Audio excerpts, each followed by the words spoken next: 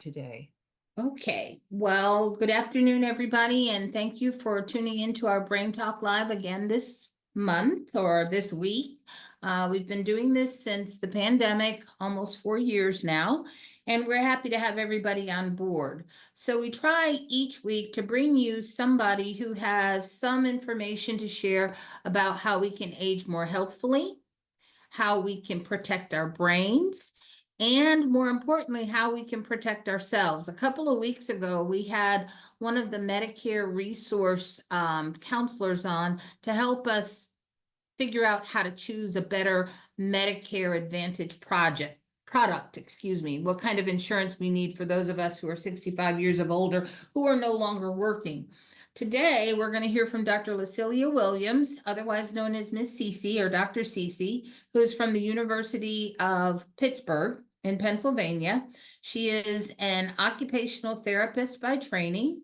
She is going to talk to us about challenges that people living with chronic illness face. We call it the lived experience. So at this point in time, I'm not going to read all of her bio, but she's going to make us aware of some things that may make getting good health care a challenge for those of us who are a little different, whether we're older, whether we're of different ethnic and religious persuasions, or even if we are persons who are living with a physical or mental disability.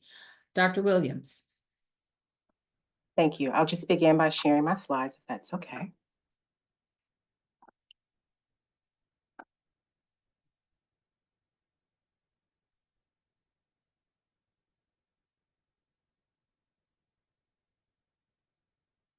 And can you please confirm that you can see my slides? Looks good on our end. Thank you. So first and foremost, good afternoon, everyone. Thank you for the warm welcome and kind introduction, Dr. Parker. I would like to thank you and the Emory ADRC outreach team and the organizers of the Brain Talk live session for inviting me to serve as today's presenter. I do consider this a distinct honor and a privilege, so again, thank you. As you heard, I am an interdisciplinary clinician with a diverse breadth of expertise in healthcare, education, and advocacy. I'm also a health disparities researcher who focuses on examining and mitigating health disparities by older and aging adults at the intersection of social characteristics, the social determinants of health, and chronic illness. So specifically, the cardiovascular disease condition of stroke and Alzheimer's disease and related dementia is where my focus is. The title of today's presentation is Thinking Outside the Box to Promote Brain Health and to Improve Lived Experiences. So, with fall upon us and the current calendar year quickly drawing to an end, it is time for us to begin preparing our soils and strengthening our roots for the new year ahead. I am hopeful that the new year will include good brain health, good general well-being, and rewarding lived experiences for each and every person present. So today, we will explore ways to engage in activities to promote good brain health while living our best lives. I would like for our time together to resemble a casual conversation between friends. Please feel free to put comments in the chat, raise your virtual hand, or unmute to respond. Please allow me to do a little housekeeping before I begin. I would like to acknowledge the financial sources that are currently supporting my research, along with my license and venture disclosure. I do not have any relevant conflicts of interest to report, and I am happy to discuss my funding and disclosure sources offline upon request. So during our time together today, I would like to achieve the following objectives.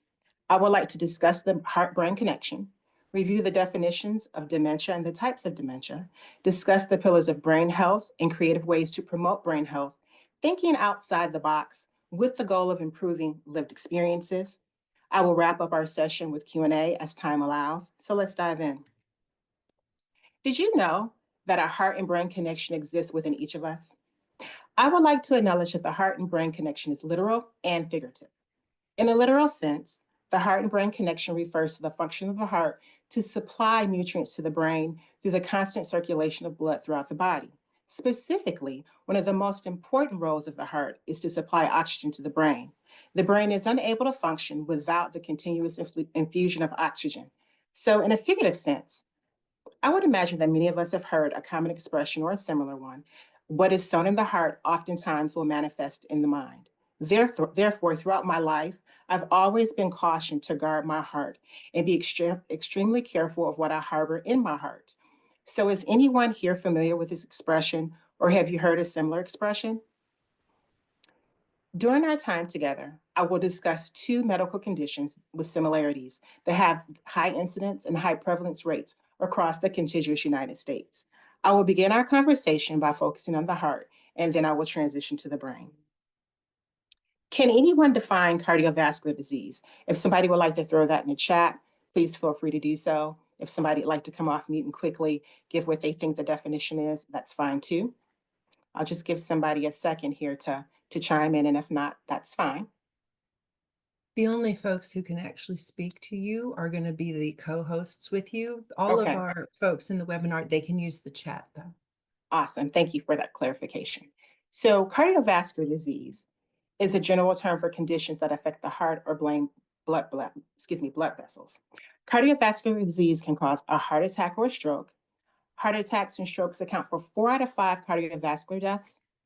And cardiovascular disease is a leading cause of death globally, accounting for approximately 18 million deaths per year. Approximately 2/3 of those deaths occur in people over the age of 70. And the older I get, the younger 70 becomes. This diagram nicely illustrates the various types of cardiovascular disease. So it lists 7 types here: coronary artery disease, also known as coronary heart disease, hypertensive heart, stroke, myocardial infarction, also known as a heart attack, heart failure, arrhythmia, and peripheral artery disease. So I would like to take a moment to focus on a particular type of cardiovascular disease, and that is stroke. So during the opening of my presentation, I mentioned that my research focuses on chronic illnesses, which included stroke, a type of cardiovascular disease. I would be remiss if I neglected to offer a quick overview of what causes a stroke and what the common types of stroke are. The most common type of stroke is an ischemic stroke, which occurs when a blood clot or other blockage reduces blood flow to the brain. So in 2021, stroke accounted for 1 in 6 deaths from cardiovascular disease. Someone in the United States experiences a stroke every 40 seconds. A stroke-related death occurs every 3 minutes and 14 seconds. Annually, over 795,000 Americans will experience a stroke. Approximately 610 of those are initial occurrences, and nearly a quarter, that's 25% of these strokes, which equates to 185,000, will occur in individuals with a history of a previous stroke. So I'm just going to pause for a moment to let that settle in. 1 in 6 deaths from cardiovascular disease is associated with a stroke. Every 40 seconds, someone in the US experiences a stroke, and a stroke-related death occurs every 3 minutes and 14 seconds. Ischemic stroke count accounts for approximately 87% of all strokes. That is a lot. So keep this in mind, and that stroke is a type of cardiovascular disease as we look at the risk factors for cardiovascular disease. So the risk factors for cardiovascular disease can include high blood pressure, obesity, diabetes, smoking, sickle cell anemia, high cholesterol, and diet. I have shared a high-level overview of cardiovascular disease, the incidence of cardiovascular disease, and the risk factors associated with cardiovascular disease. Now let's take a moment to engage in a similar discussion that will include a high-level overview of brain health. So, brain health seems to be quite the talk of the town these days, with growing numbers of ads on television and in our social media feeds. It is a fair assessment that many of us, at one time or another, have wondered what brain health is and exactly what it entails. I can say I have, and that prompted me to do a little research about brain health. Please allow me to share what my research revealed. According to the WHO, the World Health Organization, brain health is the state of brain functioning across cognitive, sensory, social, emotional, behavioral, and motor domains, allowing a person to realize their full potential over the life course, irrespective of the presence or absence of disorders. According to Us Against Alzheimer's Disease, brain health can be simplistically described as harnessing your brain skills to thrive in your context. Irrespective of how we define brain health, there are different determinants related to physical health, healthy environments, safety and security, lifelong learning, and social connections, as well as to quality services that influence the way our brains develop, adapt, and respond to stress and adversity. So these determinants give way to strategies for promotion and prevention across the life course. So optimizing brain health by addressing these determinants not only improves mental and physical health, but also creates positive social and economic impacts that contribute to a greater well-being and help advance society. This table here offers an overview of the social determinants of health as presented by the Kaiser Family Foundation. These columns are visual examples of the domains referenced in the explanation of brain health. This diagram is an excellent visual, but what are the social determinants of health? This is a great question, Cece, and I'm so glad that you asked it. And more importantly, I'm happy to answer it. So the social determinants of health are the non-medical, psychosocial factors or conditions that influence how we as people are born, live, learn, work, socialize, and age. Excuse me. The social determinants of health include factors such as economic stability, neighborhood and physical environment, education, food, community and social context, and healthcare system. As you can see, each domain has several subdomains that further highlight additional factors that have the potential to impact how we are born, learn, live, work, socialize, and age. So now let's transition our discussion to now review the definitions of dementia and the types of dementia. So what is a dementia? According to the Alzheimer's Association, dementia is a general term for loss of memory, language, problem solving, and other thinking abilities that are severe enough to interfere with daily life. It is important to remember dementia is not a single disease. It is actually a collection of diseases caused by abnormal brain changes. Dementia symptoms trigger a decline in thinking skills, also known as cognitive abilities, severe enough to have adverse effects on one's ability to independently function. Keeping in mind that dementia is just an umbrella term for the loss of memory and other thinking abilities severe enough to interfere with activities of daily life, I would like to share a list highlighting a few common types of dementia. Please understand that there are many, many, many types of dementia and that this is not an exhaustive list. Some of the commonly known types include Alzheimer's disease, vascular dementia, Lewy body dementia, frontotemporal dementia, other dementias such as Huntington's disease, and mixed dementia. So mixed dementia may be new to some of you, and I'd like to define that for you. So mixed dementia occurs when a person has one or more type of dementia at the same time. The most common combinations include Alzheimer's disease and vascular dementia, but other combinations can include Alzheimer's disease and Lewy body dementia, vascular dementia, and Lewy body dementia. So here is a nice infographic provided by the National Institute on Aging that provides an overview of what is happening in the brain for several types of dementia, along with common symptoms, typical age of diagnosis, details about diagnosis, and treatment options. Now that we've talked about dementia for a moment here, let's look at the risk factors for dementia. The risk factors for dementia include age, family history, health conditions such as high blood pressure, also known as hypertension, high cholesterol, diabetes, stroke, heart problems, cardiovascular disease, and related conditions, lifestyle activities such as smoking, physical inactivity, or maybe the overconsumption of alcoholic beverages. Race and ethnicity can play a role in this, as well as repetitive brain injuries. Now let's take a moment to perform a side-by-side comparison of the risk factors of cardiovascular disease and dementia. So just as a quick review of the risk factors for cardiovascular disease, those risk factors include high blood pressure, also known as hypertension, obesity, diabetes, smoking, sickle cell anemia, high cholesterol, and diet. While the risk factors for dementia include health conditions such as high blood pressure, high cholesterol, diabetes, stroke, heart problems, in a nutshell, cardiovascular disease, lifestyle activities, including smoking, physical inactivity, overconsumption of alcoholic beverages. Does anybody notice any similarities in the risk factors for cardiovascular disease and dementia? I've noted a couple for you. The asterisks there denote the similarities in risk factors. We have in common high blood pressure, high cholesterol, diabetes, cardiovascular related conditions, smoking, and lifestyle factors are the same for both cardiovascular disease and dementia.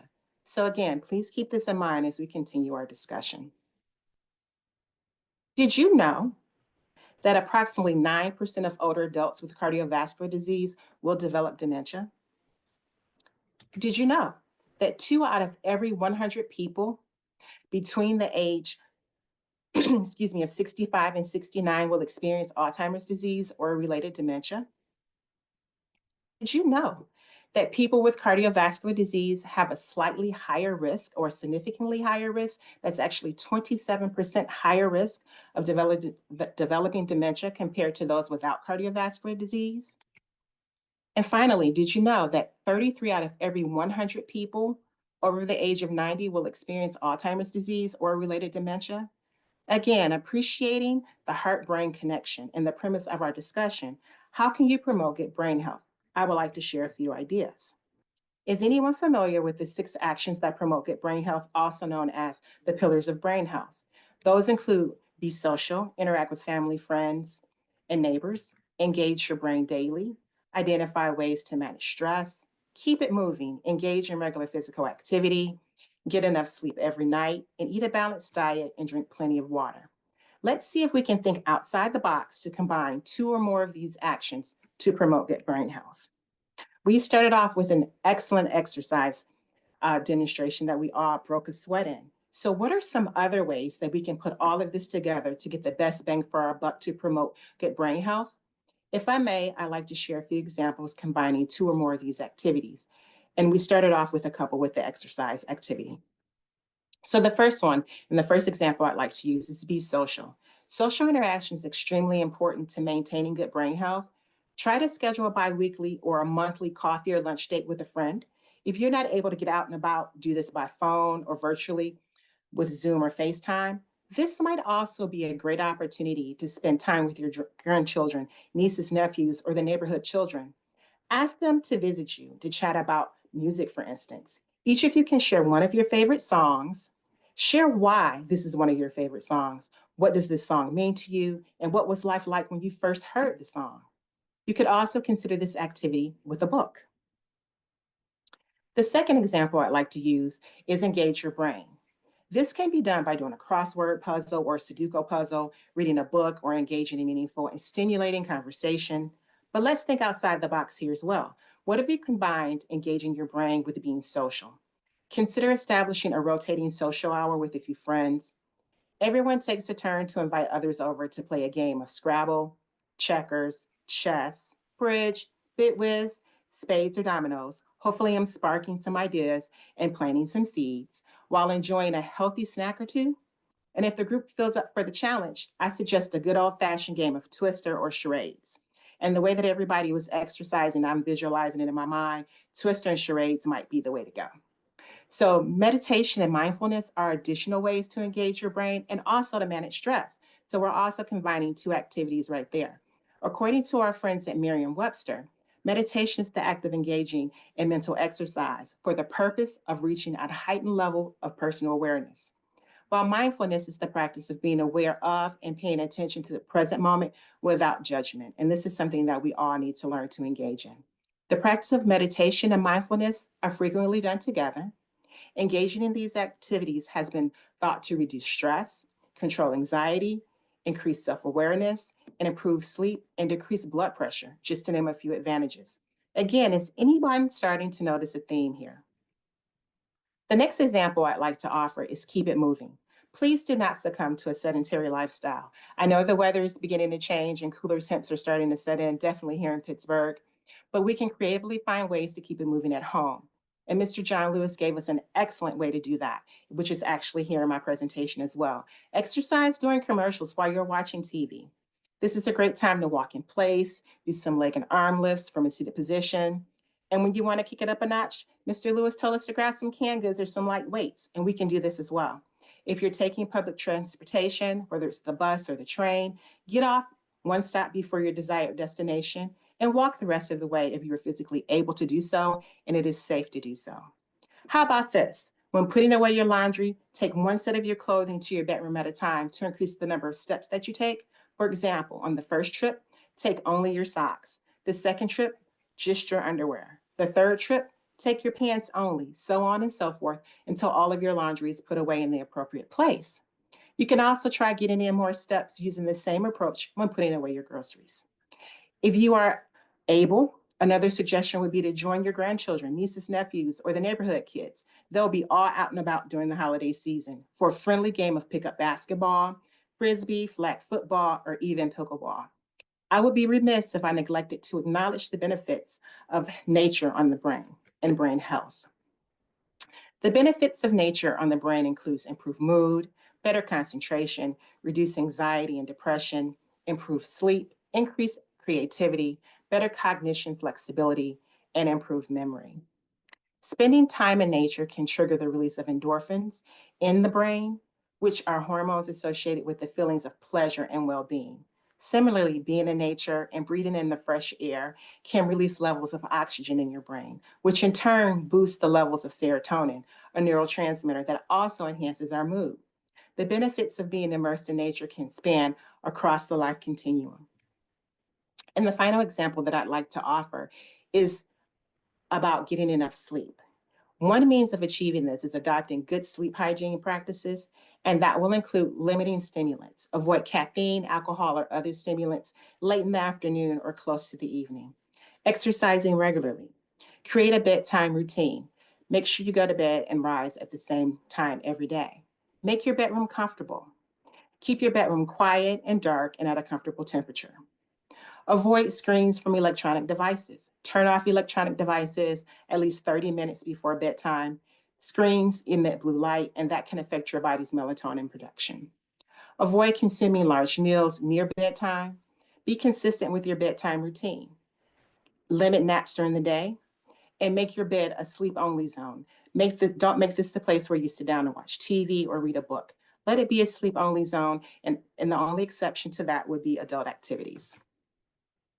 I cannot overemphasize the importance of engaging in actions to promote good brain health. So please be intentional in your efforts to increase social interaction, to engage your brain daily, to identify ways to effectively manage stress, to engage in regular exercise, to get enough sleep every night, and finally, to eat a balanced diet and be sure to drink plenty of water every day.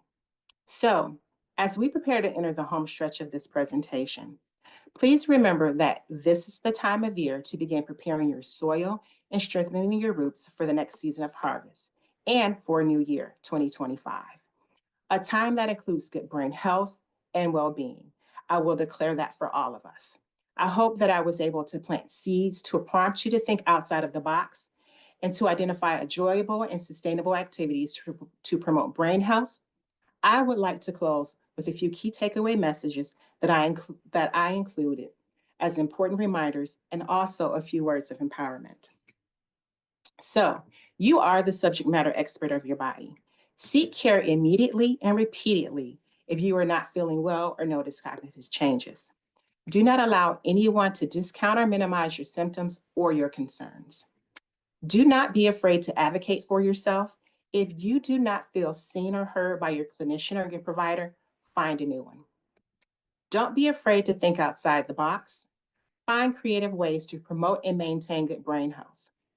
Your life matters. You are an invaluable member of society, and we need you to make this world a better place.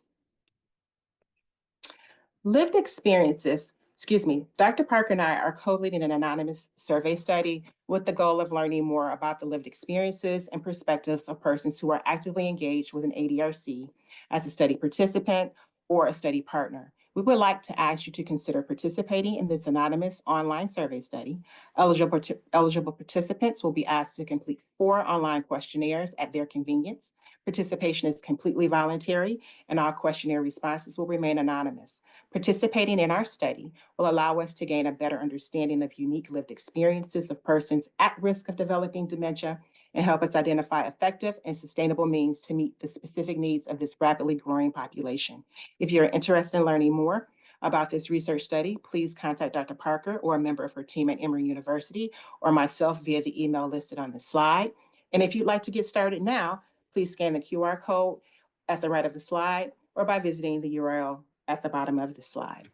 Thank you for your attention and participation. I would also again like to thank Dr. Parker and her team and the organizers of the BrainTalk Live session. And thank you all. and I'm happy to take any questions if time allows.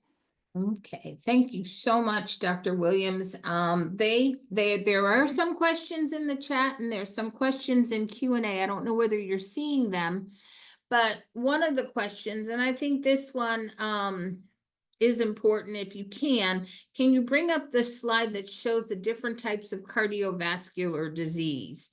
I think that a lot of times when we say cardiovascular disease, people think they're not really sure what that means. Cardiovascular, they have a tendency to think of heart, but they don't necessarily think of strokes in the manner in which you described it. So would you please bring that slide up? It's like CVD, just put that up for them so that they can talk about that. And there are some questions about differences in our vascular structures, but from a physician standpoint, we all have red blood and we all have blood vessels. And some of our blood vessels, if we've been living, if they're in somebody who has high blood pressure, the walls of those blood vessels are very thick. And if they're very thick, that means your heart has to work harder to pump the blood around.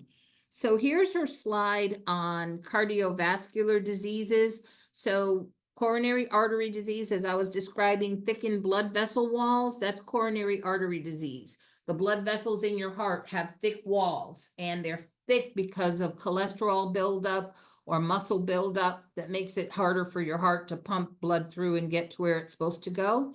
Hypertensive heart disease, if you have a long history of high blood pressure or hypertension and you've not managed it well, you probably have changes in your heart muscle that go along with that. And that's why we call it hypertensive heart disease.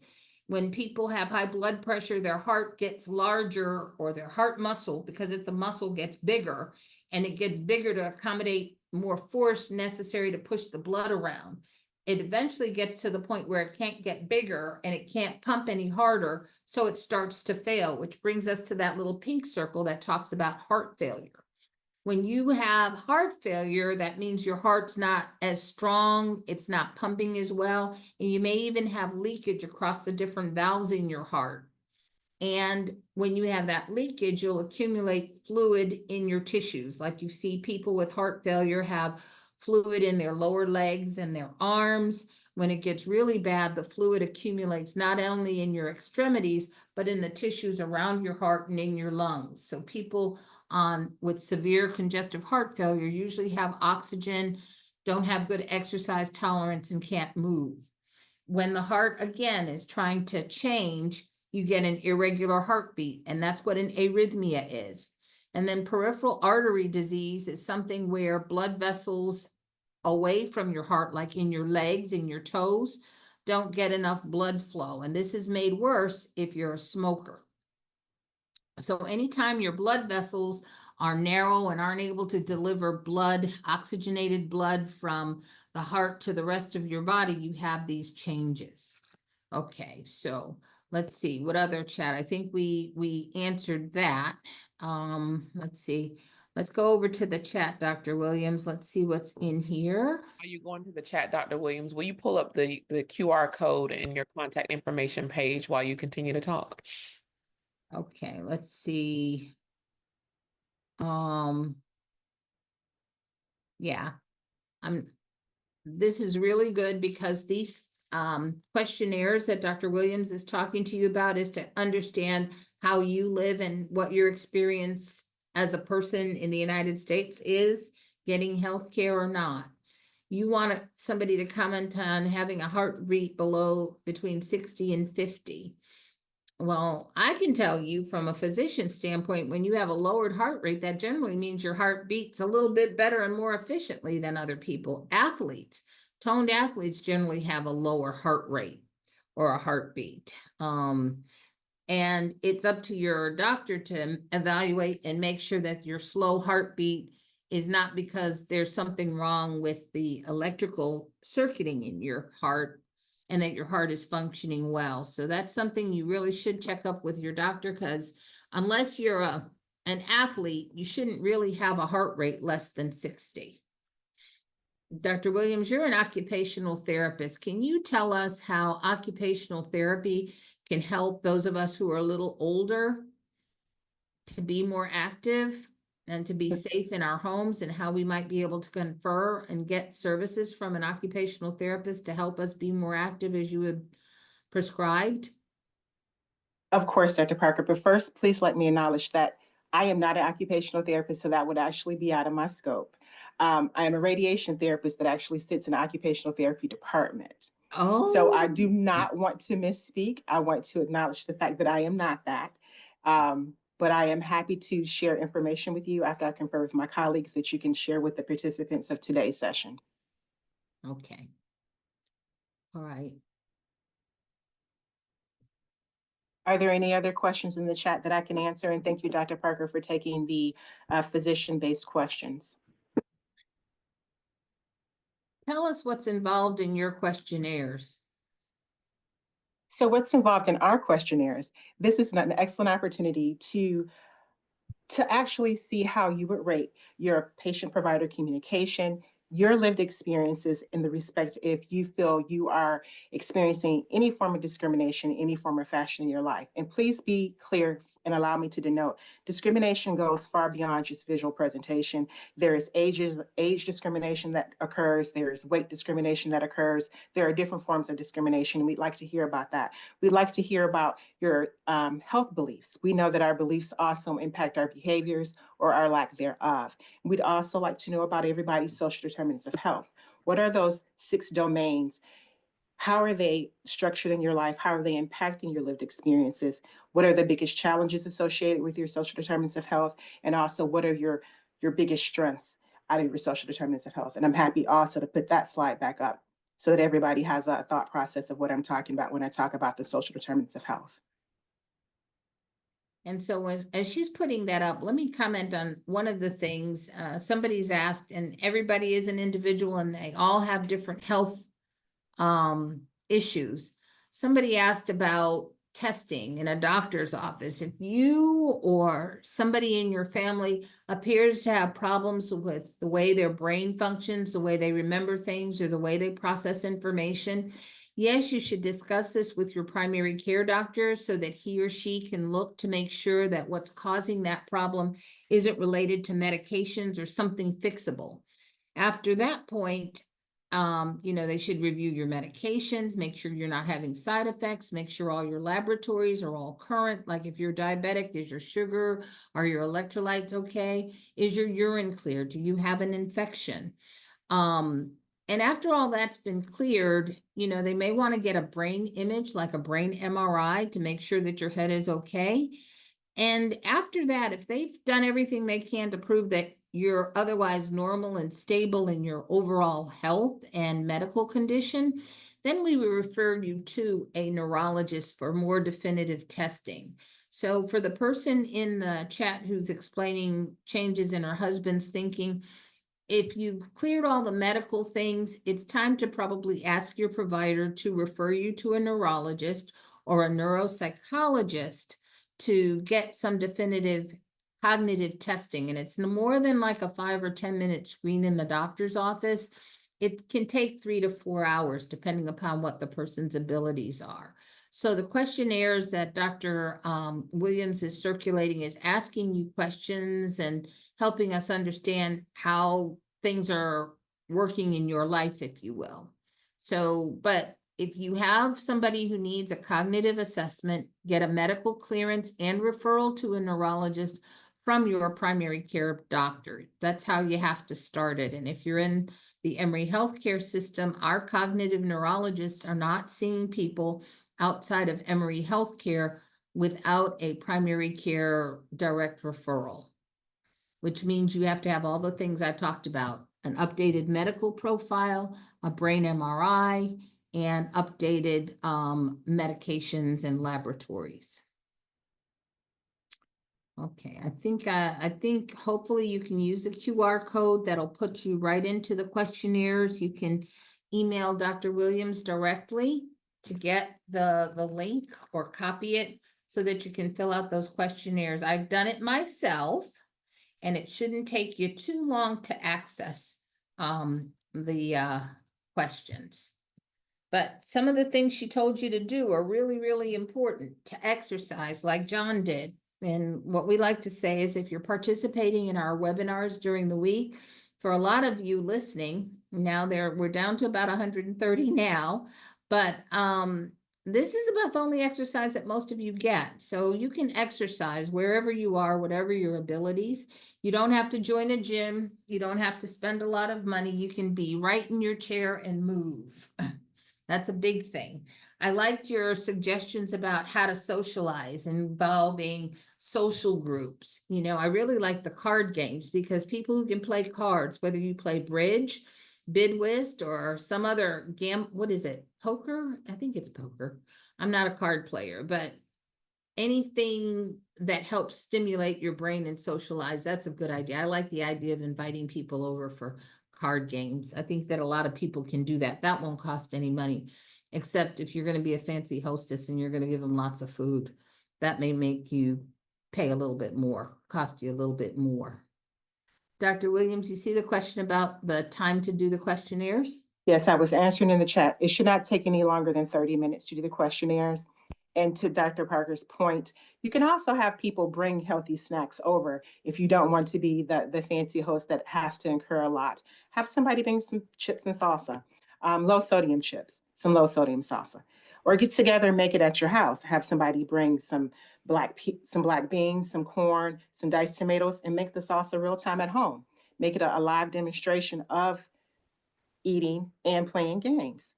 So there are a lot of things that we can do to be healthy and happy and improve our lived experiences if we socialize with others. That includes grandparents with grandchildren reading stories. That's And socialization too. Go on. And the good thing about reading stories and sharing books and sharing your favorite music, it's that intergenerational interaction that we so miss and need in this day and time. It's also an opportunity to leave a legacy behind for the young children, for them to realize that my grandparents actually did this and that. So it's something wonderful we can do during the holidays, especially as we get together the last 6 weeks of this year for communal dinners and activities, irrespective of the religious holidays you observe or don't observe. There are opportunities to get together and eat, be merry, and have physical activity. Most definitely. And you don't have to socialize with just your family members. People who are, families by choice, families we choose because we collaborate and cooperate with one another is good too. So don't feel like you have to only socialize and interact with your blood relatives. You don't. You know, some of my best friends in life have no blood connection to me, but if I had sisters, they would be they. Those are good people to keep up with. Okay, so Emily has added church, family, sports groups, and local volunteering. Excellent.